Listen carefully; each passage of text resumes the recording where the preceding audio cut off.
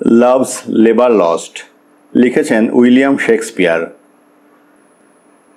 Ferdinand ছিলেন নাভারের রাজা। তিনি ও তার ঘনিষ্ঠ তিন বন্ধু লর্ড বিরাউন, লর্ড লঙ্গাভিল আর লর্ড ডুমেন এরা সবাই অবিবাহিত। তিন বন্ধুর সাথে একদিন বিকেলে বেড়ানোর সময় তাদের উদ্দেশ্য করে রাজা ফার্দিনান্দ বললেন, দেখো, মানুষের জীবন ক্ষণস্থায়ী। মানুষ চায় এ জীবনে বেঁচে থাকার সময় সে যা সাহস আর বীরত্ব দেখিয়েছে, মৃত্যুর পরও যেন সবাই তা মনে রাখে। তোমরা সবাই লিখিত প্রতিশ্রুতি দিয়েছ যে 3 বছর আমার কাছে থেকে বিধিনিষেধ মেনে বিদ্যার্জন করবে, আর যে ওসব বিধিনিষেধ ভাঙবে তাকে নিজের সম্মান নিজেই বিসর্জন দিতে হবে। হেসে লঙ্গাভিল বলল, আমি আমার সংকল্পে দৃঢ় প্রতিজ্ঞ। আর মোটে তো 3টে বছর। লিখিত শর্ত অনুযায়ী বললে হয়তো আমার দৈহিক পরিশ্রম বাড়বে, তবুও শান্তিতে থাকতে পারবো আমি। ডুমেন ছিল একজন দার্শনিক। সে বলল, সারা জীবন দর্শনের চর্চা করেই কাটিয়ে দেবে, অনায়াসেই সে 3 বছর কাটিয়ে দিতে পারবে।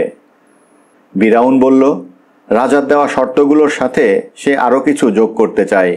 সেগুলি হলো, এই 3 বছর সময়ের মাঝে কেউ নারীর মুখ দেখবে না, দিনে রাতে একবারের বেশি কেউ আহার করবে না, আর সপ্তাহে অন্তত একদিন উপোস করবে।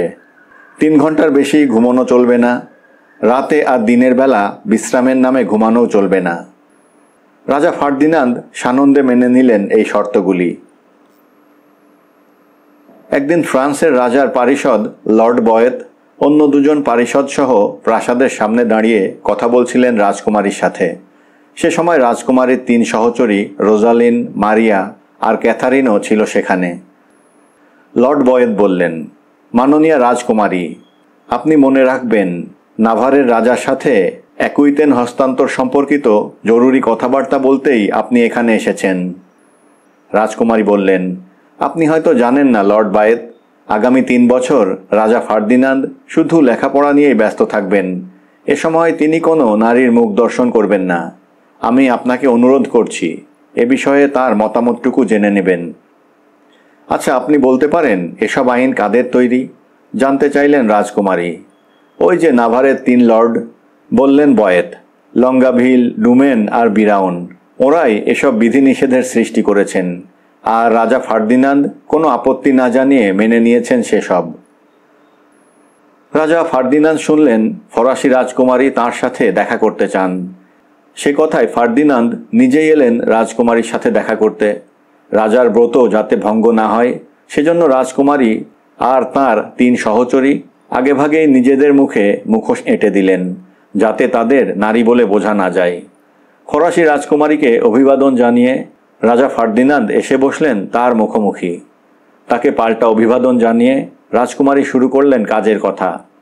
ফরাসি রাজকুমারীকে অ্যাকুইতেন প্রদেশ ফিরিয়ে দেওয়া সম্পর্কে প্রয়োজনীয় কথাবার্তা বলে বিদায় দিলেন রাজা ফার্দিনান্দ। এবার এগিয়ে এসে রাজকুমারীর সহচরী রোজালিন আর ক্যাথারিনের সাথে যেচে আলাপ করলেন রাজা ফার্দিনান্দের অন্যতম বন্ধু লর্ড বিরাউন। তিনি চলে যাবার পর রাজকুমারীর আর এক সহচরী মারিয়া তাকে উল্লেখ করলেন বিকারগ্রস্ত বলে। একদিন ফরাসি রাজকুমারী তার 3 সহচরীর সাথে শিকারে বেরিয়েছেন। এমন সময় লর্ড বিরাউনের বিদূষক কস্টার্ড এসে তার হাতে একটি চিঠি দিয়ে বলল, তার প্রভু এই চিঠিটা রোজালিনকে দেবার জন্য পাঠিয়েছেন। মুখ আটা খামটা রাজকুমারী তার হাত থেকে নিলেন। খামটা খুলে চিঠি পড়ে দেখলেন রাজকুমারী, সেটা একটা প্রেমপত্র। জনৈক ডন আড্রিয়ানা আর্মাডো একটা প্রেমপত্র লিখেছে জ্যাকুয়েনেতা নামে এক গ্রাম্য বালিকাকে। প্রেমপত্র পড়ে তার ভাষায় মুগ্ধ হয়ে গেলেন রাজকুমারী। তিনি আবেগের সাথে সেটাই চুমো দিলেন। কিছুক্ষণ বাদে তিনি চিঠিটা ফিরিয়ে দিলেন রোজালিনকে। এদিকে 3 বন্ধুর কারো জানতে বাকি নেই ফরাসি রাজকন্যার প্রেমে পড়ে হাবুডুবু খাচ্ছেন রাজা ফার্দিনান্দ। একইভাবে তারাও অস্থির হয়ে উঠেছেন রাজকুমারীর 3 সহচরীকে প্রেম নিবেদন করার জন্য। হাতে লেখা চিঠি নিয়ে তারা হন্যে হয়ে বনের মাঝে খুঁজে বেড়াচ্ছেন প্রেয়সীদের। একসময় তারা নিজেরাই ধরা পড়ে গেলেন ফার্দিনান্দের হাতে। তারা 3 জনেই যে প্রতিজ্ঞা ভঙ্গ করেছেন সে কথা স্বীকার করলেন তারা। সেই সাথে 3 লর্ড এও স্বীকার করলেন যে নারীর মুখ না দেখা, সপ্তাহে একদিন উপোস করা, এসব উদ্ভট বিধিনিষেধ আরোপ করে তারা প্রতারণা করেছেন যৌবনের সাথে। তাদের সাথে রাজাও এক বাক্যে স্বীকার করলেন, নারী পুরুষের প্রেরণাদাত্রী, নারী এনে দেয় পুরুষের পৌরুষত্ব। এবার ফরাসি রাজকুমারী ও তার 3 সহচরীর মন জয় করতে তাদের রাশি রাশি দামি উপহার পাঠাতে লাগলেন ফার্দিনান্দ ও তার 3 লর্ড। কিন্তু রাজকুমারী ও তার 3 সহচরী একে নিছক মজা বলেই ধরে নিলেন। অনন্যোপায় হয়ে রাজা ফার্দিনান্দ ও তার 3 লর্ড সরাসরি প্রেম নিবেদন করে বসলেন ফরাসি রাজকুমারী ও তার 3 সহচরীকে।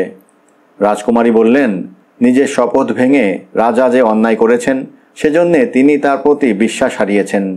তিনি ফার্দিনান্দকে বললেন বনে গিয়ে একটানা 12 মাস কঠোর তপস্যা করতে।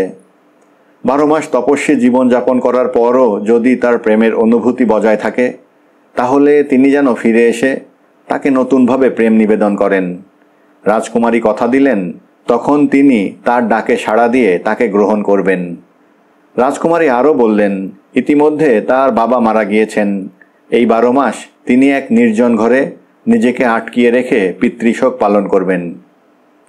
রাজা ফার্দিনান্দ বললেন, রাজকুমারীর নির্দেশ পালন করতে তার অবশ্যই কষ্ট হবে, তবুও তিনি যে প্রেমের আহ্বানে সাড়া দেবার প্রতিশ্রুতি দিয়েছেন সে কথা মনে রেখে এ কষ্ট তিনি সহ্য করতে পারবেন। 3 লর্ডের প্রেমের আহ্বানে রাজকুমারীর 3 সহচরীও অনুরূপ শর্ত আরোপ করলেন।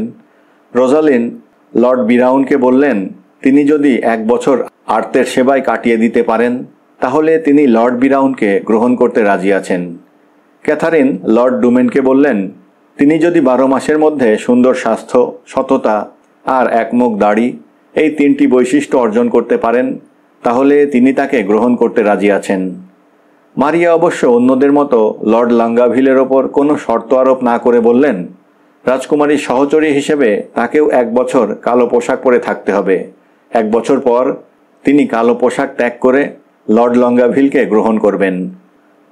রাজকুমারী তার সহচরীদের সাথে বিদায় নেবার সময় লর্ড বিরাউন তাদের বললেন 1 বছর সময় খুব কম না হলে পরে সেটা মিলনাত্মক হবে এই আশায় তারা হাসি মুখেই কাটিয়ে দেবেন সে সময়টা।